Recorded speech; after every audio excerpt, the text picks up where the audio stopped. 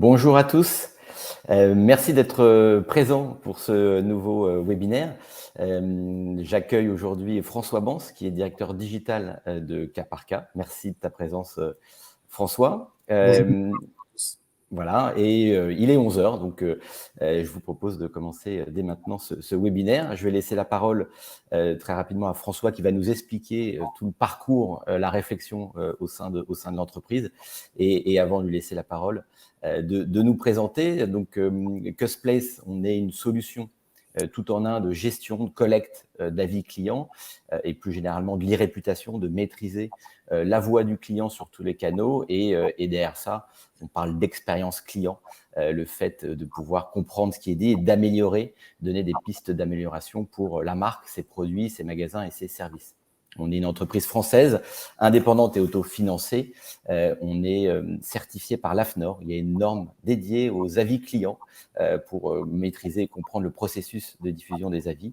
Et puis, on aura l'occasion d'y revenir. On a noué des partenariats stratégiques avec différentes grandes plateformes d'avis et notamment un partenariat assez unique avec Google. Voilà, et on accompagne aujourd'hui plus de 500 clients grands comptes et essentiellement des grands réseaux de distribution dans des secteurs aussi variés que la menuiserie, on va en parler aujourd'hui, mais aussi l'optique ou bien les mutuelles et banques et assurances. Notre particularité, c'est de proposer une combinaison unique de gestion des avis clients, notamment sur la notion d'avis marque, donc la notion de créer de la confiance autour d'une marque, qu'elle soit connue, moins connue, de pouvoir avoir confiance quand on va souscrire un devis en ligne ou qu'on va tout simplement aller en magasin et donc aussi maîtriser les réputations des magasins, on va le voir, notamment avec les avis qui sont dédiés sur les stores locator et sur les fiches Google. On aura l'occasion d'y revenir. Il y a également la dimension du produit. Alors, ça dépend aussi plus des activités marchandes, de pouvoir afficher, comme vous l'avez très sans doute vu, sur les sites, les avis produits. Et puis, notre singularité, c'est de l'associer également avec les avis salariés, qui est une nouvelle plateforme, et globalement de maîtriser complètement la maîtrise de les réputations, car on parle évidemment des avis de clients, mais également des avis salariés qui ont une visibilité de plus en plus importante dans les réseaux sociaux. La proposition de valeur, c'est voilà, simplifiez-vous la vie, ça pouvoir de gérer et de centraliser toutes les sources d'avis, de pouvoir les solliciter, donc de faire participer la majorité silencieuse des clients, pas uniquement ceux qui vont se plaindre, ce qu'on appelle la minorité bruyante, mais bien d'avoir une représentativité de la satisfaction client. On va le dérouler, mais de multidiffuser les avis sur tous les points de contact des prospects pour les rassurer et améliorer le taux de transformation. C'est l'objectif de ce séminaire et des chiffres qu'on a eu en résultat, de mesurer l'expérience client et puis d'avoir des mesures concrètes de performance et de SEO. Donc, je passe la parole à François. François, si tu peux peut-être juste cliquer sur le petit bouton masqué dans le partage, comme ça on verra tous les chiffres, parce que voilà, exactement. Je te remercie. Je t'en prie. Bonjour, donc François Bans, je en charge la direction digitale de Cas par Cas, qui intègre beaucoup de sujets, dont la satisfaction de nos clients avec le service client qui est internalisé chez nous. Pour ceux qui ne connaissent pas Cas par Cas, on est l'un des spécialistes de la vente à domicile de produits de la rénovation et de la menuiserie, pour faire simple, des fenêtres, des portes et des volets.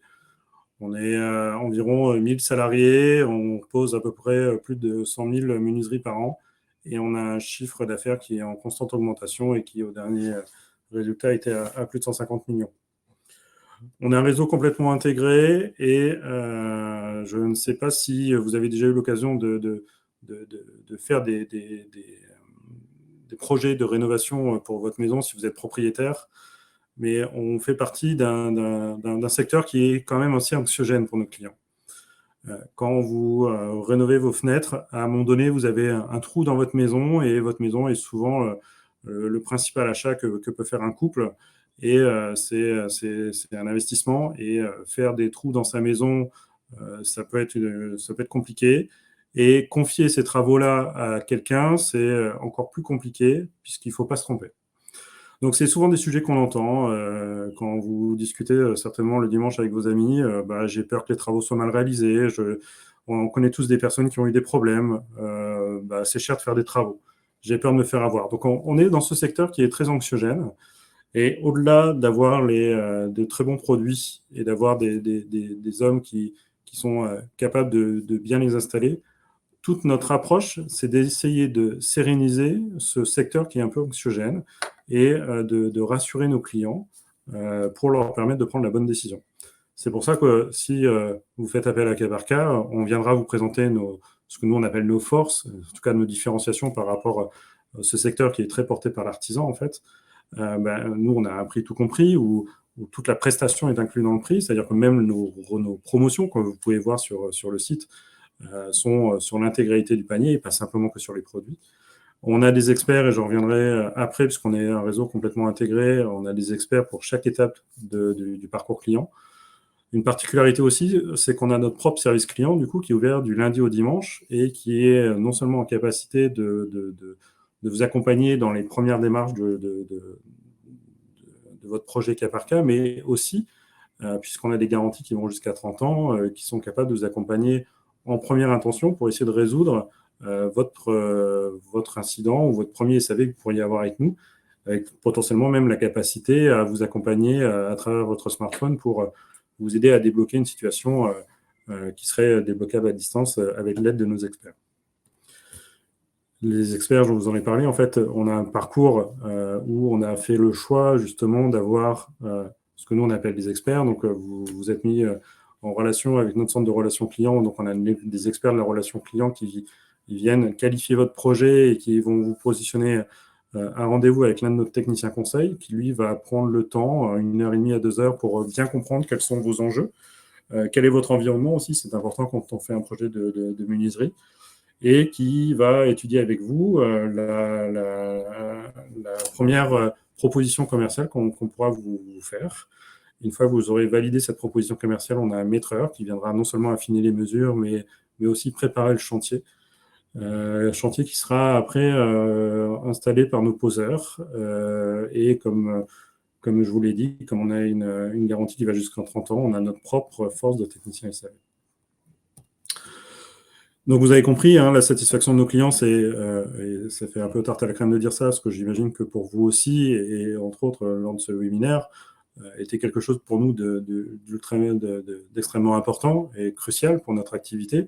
Vous avez compris qu'on essayait de séréniser les gens. En fait, on souhaitait aussi s'assurer que tout se passait bien. Et en plus, dans un parcours un peu compliqué, on voulait et on souhaitait à chaque étape s'assurer du bon parcours.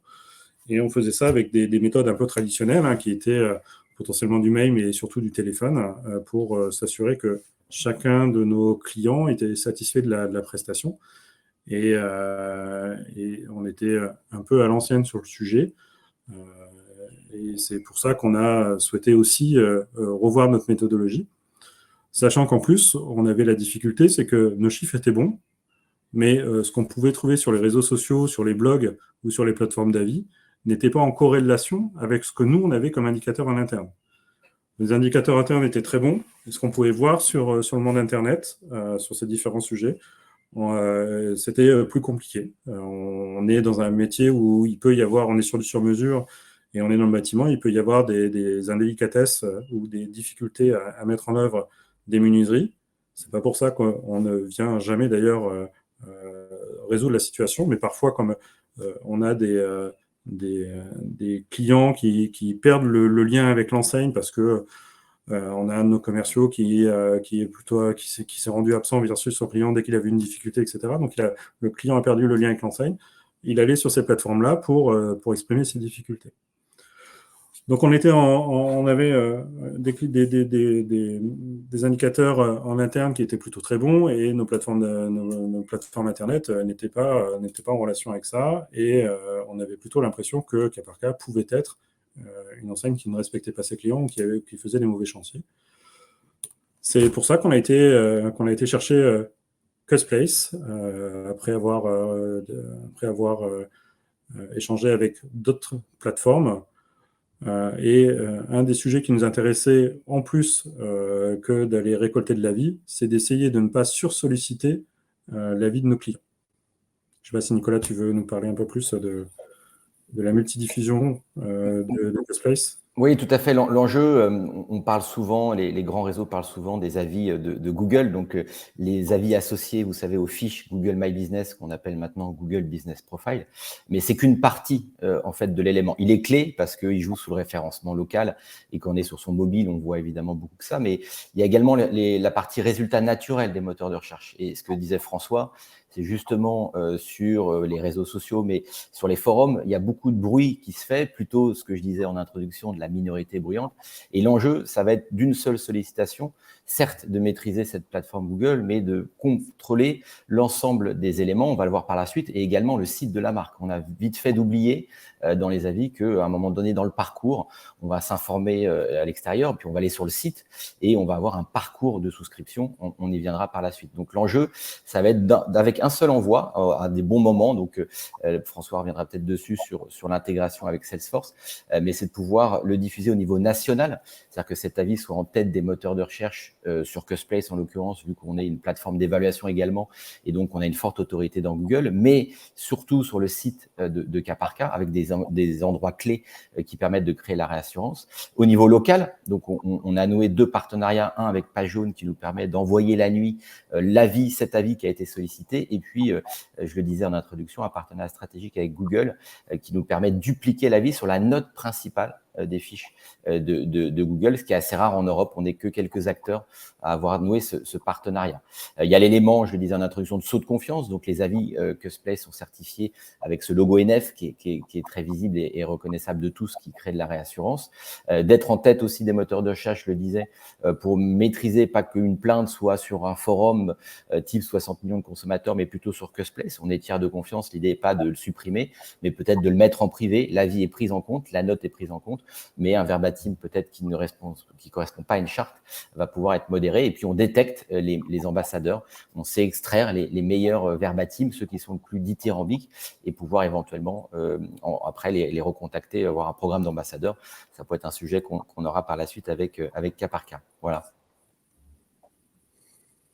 Également la diffusion, pour que vous voyez bien concrètement ce que ça donne au niveau local, cette multidiffusion. Donc, je me répète, mais c'est un envoi, une seule sollicitation, comme le disait François, va pouvoir être affichée en tête des moteurs sur le site. Et l'enjeu, c'est bien que le site de la marque et le store locator, en tout cas la page dédiée au magasin, là dans ce cas-là de cas par cas Grenoble, soit en tête. Custplace qui peut apparaître en deuxième avec cette forte autorité. Donc, Google nous attribue depuis 10 ans une autorité sur ces requêtes locales ou d'avis. Page Jaune, voilà, vous connaissez tous, qui peut paraître pas toujours moderne, mais qui reste très visible finalement des moteurs. Et puis Mappy, alors c'est moins le cas aujourd'hui quand on a fait cette capture. Mappy est dans le groupe Solocal, ils diffusaient les avis, ils le font plus. Voilà, c'est des infos qui changent derrière. Et évidemment, à droite, au niveau de la fiche, de bien diffuser cet avis sur la note principale. Alors, vous le verrez, le nombre est moins important parce qu'il faut, vous le savez peut-être, un compte Google pour laisser un avis, ce qui est quand même un frein, mais il n'est pas lié à notre démarche. C'est évidemment Google qui fait ça dans le monde entier. Et puis, si les internautes, les clients n'ont pas de compte Google, au moins que cet avis soit repris. Donc, c'est le même avis, encore une fois, qui est repris par Google sur le Page Jaune, Custplace, ou parfois, c'est variable, le site de cas par cas. Et derrière, la page d'évaluation, c'est bien qu'on remonte les avis tiers de confiance. Donc là, on est toujours sur cas par cas Grenoble. Et donc, on a une évaluation qui est affichée du plus récent au plus ancien. C'est la norme NF qui impose ça. Et vous pouvez aller voir plus dans le détail le verbatim, un verbatim riche qui crée de la confiance. Justement, cette sérénité dont parlait François, c'est pas uniquement avec une simple note 5 sur 5, mais le contenu, l'histoire qu'on a vécue qui va créer cette confiance. Voilà.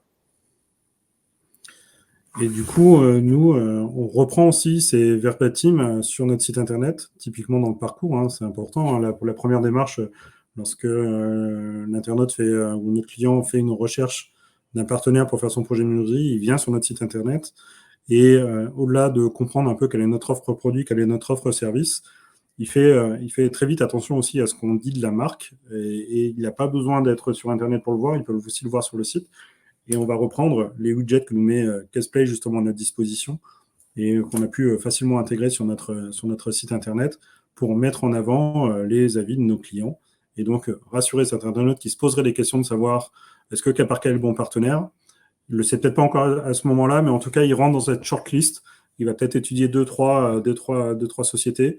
Et en tout cas, il sait que Caparca peut faire partie de ces sociétés qu'il fera venir chez lui, parce qu'on est sur la vente à domicile, donc il ne fera pas venir l'ensemble des concurrents. Ce n'est pas comme sur une démarche e-commerce où il va regarder X sociétés. Il va en faire appel à quelques-uns et d'avoir ce saut de confiance Custplace sur notre site avec une note qui reprend toute la qualité de service et de produits qu'on peut avoir, fait qu'on s'est amélioré nos performances.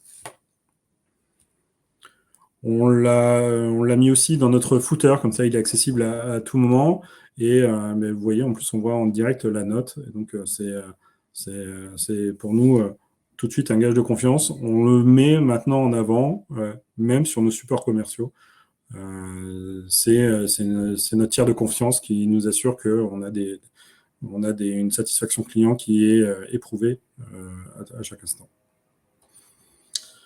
Tout à l'heure, on évoquait de comment on sollicite et comment nos clients et comment on intègre ça dans notre plateforme Salesforce.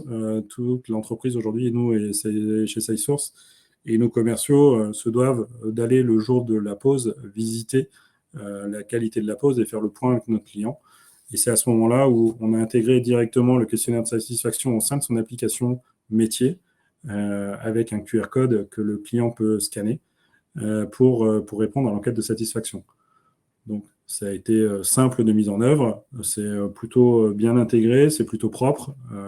On a le tiers de confiance Custplace qui vient rassurer notre client sur sa capacité à répondre en parfaite honnêteté sur la qualité de son chantier. Et on a plutôt de très bons retours dans la complétude des questionnaires.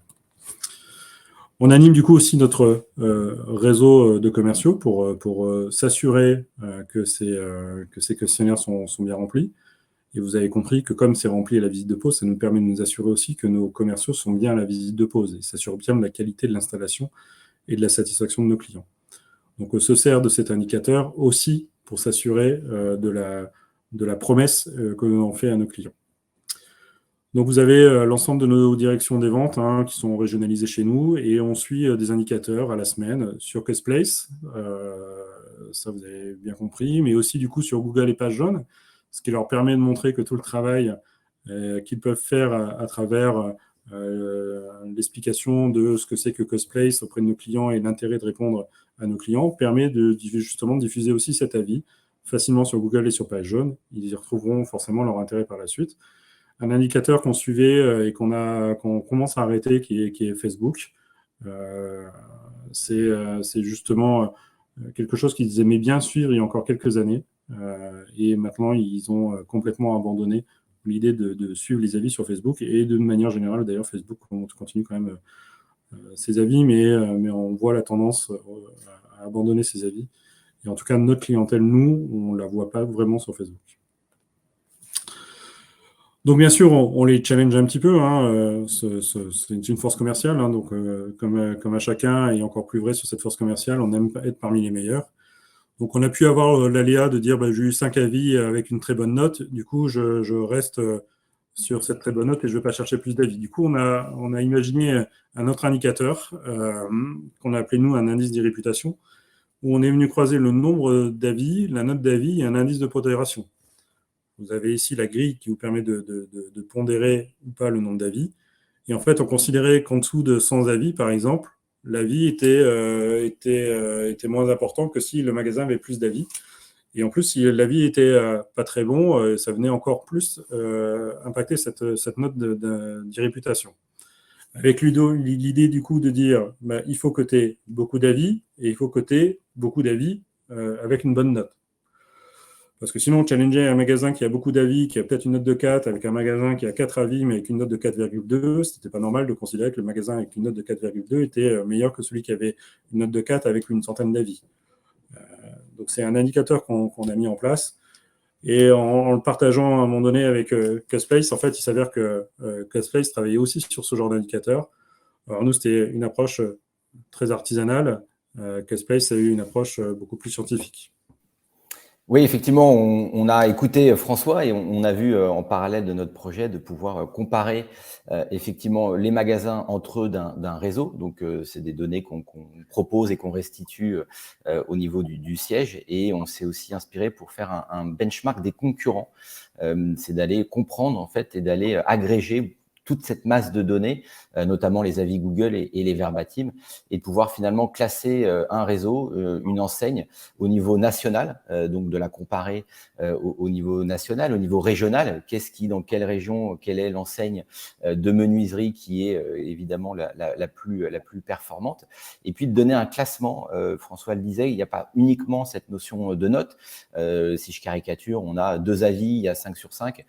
Finalement, ça donne pas une réalité, parce que ça veut dire que c'est peut-être un magasin qui a très peu d'activité, qui a demandé 2 fois une note, comparé à un magasin qui a 100 avis et qui a 4,6. Donc, on a défini ce qu'on appelle une analyse bayésienne. Alors, je n'entrerai pas dans le détail, je pourrais peut-être mal le définir, mais en gros, c'est des critères qui vont pondérer d'autres. Donc, plus il y a une augmentation des avis, plus le classement va augmenter, et ce classement-là, il va être assez fin, il va prendre en compte, certes, la note, évidemment, mais beaucoup plus, le nombre d'avis et la croissance de la collecte, et identifier un réseau finalement qui partait peut-être un peu avec du retard et accélère. C'est des données qu'on agrège, qu'on va récupérer au niveau de toutes les fiches avec ce qu'on appelle une méthodologie de scrapping, mais je passe vite, et nous donner vraiment des indicateurs fins pour dire voilà l'état des lieux aujourd'hui, mais surtout quelle est l'évolution et comment vous vous comparez. Et on travaille en ce moment une réflexion sur le verbatim, c'est-à-dire qu'on a des outils de compréhension du langage naturel pour nos clients, évidemment, et là, on va les appliquer pour les concurrents et pour comprendre au sein d'un magasin, au sein d'une rue. Ça dépendra évidemment du choix de chaque réseau de définir sa zone de chalandise par rapport à un magasin concurrence, 3 mètres, 10 mètres, je caricature, 10 kilomètres, et de pouvoir comprendre dans un réseau, dans un magasin, par rapport à un concurrent, si la qualité, si l'accueil, si la commerciale diffère. Donc, d'aller très très loin au final dans cette analyse. Ouais, nous, ce sont les indicateurs qu'on suit en comité de direction, hein, et il n'y a pas de mystère à chaque fois quand il y a un problème sur l'indicateur Cost Place, c'est qu'il y a un problème derrière, et ça nous permet de mettre en place des plans d'action derrière pour améliorer la qualité et la satisfaction de nos clients. Du coup, j'en reviendrai peut-être à cette roue de la maturité. En fait, tout le sujet, certainement autour des avis clients, c'est de bien expliquer à nos commerciaux pourquoi on doit aller chercher de l'avis client. Ça semble évident en tant que consommateur de laisser un avis client, de regarder un avis client quand on cherche un restaurant. Quand on a basculé dans le monde professionnel, on a eu l'occasion de faire un peu de pédagogie sur le sujet, et entre autres aidé par Cosplace. Et on a pu construire cette clé de la maturité. En fait, la vraie question aujourd'hui, c'est nos commerciaux ont passé par ces différentes étapes. Au départ, quand on a lancé le sujet de l'e-réputation, ils se sont posé la question de pourquoi ils le faisaient. En tout démarrage, ils le font parce que c'est demandé, tout simplement. Pas forcément par plaisir, parce que c'est demandé. Après, ils le font, allez, je vais faire plaisir à mon chef parce qu'il me l'a demandé, je vais lui faire quelques avis. Alors que pour rappel, on se sert aussi de ces avis pour être certain qu'ils vont bien en visite de pause, pour s'assurer que la pause est bien faite et que notre client est satisfait. Bon, il commence... maintenant, il le fait pour faire plaisir à son chef. Après, bon, il a compris que, à force de demander l'avis des clients grâce au questionnaire Cusplace, ça lui permettait quand même de s'assurer que le client était bien satisfait, et surtout, ça permettait de générer du positif chez le client. C'est quand même toujours plus agréable de se dire que son client est satisfait et que potentiellement, c'est l'étape d'après, on va pouvoir avoir des avis positifs sur son secteur et potentiellement plus de contacts ou plus de leads qualifiés forcément, puisque ça vient d'un client. Et donc potentiellement, c'est peut-être un avis qui va se retrouver sur Internet. Donc on va y avoir un prospect qui va venir sur notre site, qui va le voir, qui va voir sur ce magasin-là, ça se passe bien, et qui potentiellement va arriver chez lui, et donc ça va lui générer du chiffre d'affaires supplémentaire. Ce client, il va aussi en parler autour de lui, donc ça va déclencher, et on l'a vu sur nos chiffres, aussi du parrainage. Rien de tel, je reviens à ma discussion du repas du dimanche entre amis, où on évoque tout ce qu'on a pu faire dans la semaine, ou quels sont les meilleurs artisans peut-être pour refaire sa menuiserie. Un client sur lequel on s'est assuré de la satisfaction va mieux nous recommander, et c'est certainement une vente qui se fera plus simplement, en tout cas plus facilement. Et puis, in fine, il le fait aussi maintenant pour sa propre satisfaction, puisque générer du positif chez nos clients, ça fait aussi générer du positif chez nos commerciaux, en plus avec du chiffre d'affaires. Donc, la roue est pleine. Alors, faire attention à ne pas retomber dans le pourquoi je le fais et de repartir sur un tour de roue. Mais normalement, quand on arrive à l'étape 6, c'est là où on voit que les secteurs fonctionnent le mieux. Et ça, en fait, derrière, ça nous permet de mettre en valeur toutes les forces de cas par cas sur nos différentes plateformes. Nos avis clients sont maintenant le reflet de ce qu'est cas par cas. Cas par cas, on est le premier employeur de France. Les avis clients, maintenant, le montrent et le permettent de mettre en avant les valeurs qu'on souhaite défendre, c'est-à-dire la satisfaction de nos clients. Un programme de parrainage qui existait avant, qui existe toujours, mais en tout cas qui lui, s'est amélioré, et entre autres parce que maintenant, on s'assure de la satisfaction et on génère la satisfaction de nos clients aussi. Et peut-être le chiffre qui est le plus marquant, c'est que, en fait, entre l'année 2021 et l'année 2022, alors que c'était une situation encore un peu compliquée, on a pu faire plus 40% de demandes de devis sur notre site internet, en parallèle justement des travaux qu'on avait avec Costplace. Donc on identifie l'augmentation de ces demandes de devis clairement à notre visibilité de la satisfaction client apportée grâce aux outils Costplace sur le site internet. Oui, c'est une bonne conclusion, parce qu'effectivement, derrière la satisfaction client qui est clé, on voit tous aujourd'hui la visibilité qu'ont les avis clients. On n'a pas réintroduit les chiffres clés, mais on les connaît tous. 80% des clients lisent un avis avant de souscrire un offre ou de demander un devis. Mais là, on mesure concrètement le résultat que ça peut avoir et l'impact finalement de cette roue de la maturité. J'aime beaucoup cet exemple de François. On voit que derrière une demande au sein du réseau, il y a l'appropriation que peut se faire évidemment le réseau sur ces outils, et puis l'impact concret qu'on a derrière. Donc, c'est des améliorations de taux de transformation concrets qui après peuvent être mises comme le disait François, en comité de direction, et de présenter finalement l'impact. Donc après, on a des chiffres plutôt qu'on ne communique pas sur le ROI, mais vous aimez bien qu'au-delà d'un coût, on arrive sur des métriques et des retours sur investissement qui sont significatifs. Voilà. Merci beaucoup François pour ta participation.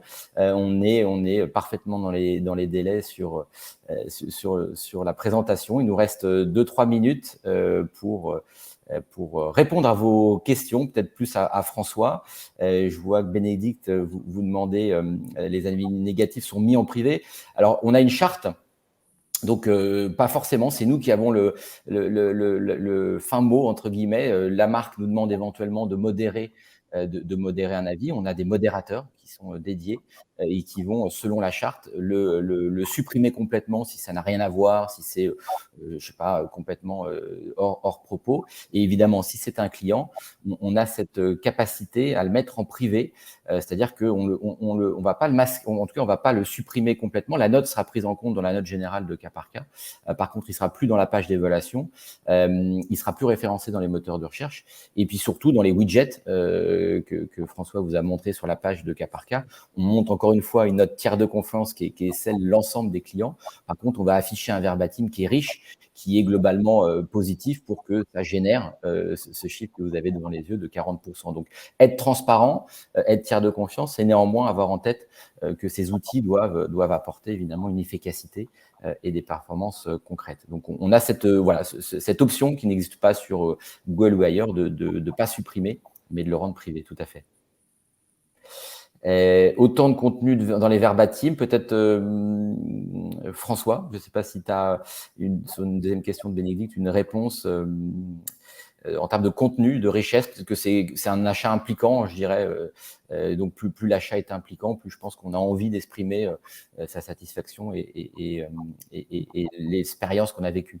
Oui, exactement. C'est-à-dire que comme en fait, en plus, on est sur un projet qui est assez long, sur lequel il y voit beaucoup de personnes, on a souvent des contenus qui sont très riches d'enseignements sur la qualité de nos différents experts, sur les produits. On a maintenant aussi des photos. Donc ça, c'est aussi très intéressant. Ça nous permet aussi de mettre en avant nos produits à travers les pages de Cusplace. Bon, on ne les réutilise pas pour l'instant sur nos sites internet, ces avis avec des photos, mais du coup, pour nous, c'est riche d'enseignements. Je ne vous cache pas que le côté positif, c'est bien pour nos clients. Moi, je m'attache aussi au côté négatif. Quand il y a un avis négatif, très rapidement, il se fait rappeler par notre service client pour comprendre pourquoi il est négatif et surtout lui apporter une réponse et une solution.